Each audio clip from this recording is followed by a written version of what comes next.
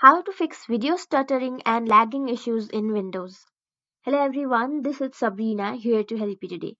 So without any further ado, let's get right into the video. The process is very simple. All you have to do is troubleshoot your video playback. To do so, go to your start, then go to settings.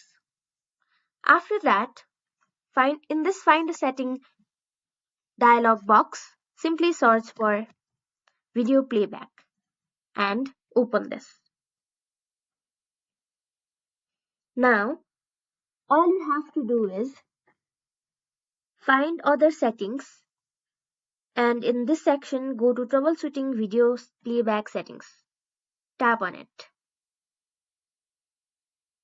Wait for it and now you will be able to get several solutions from here.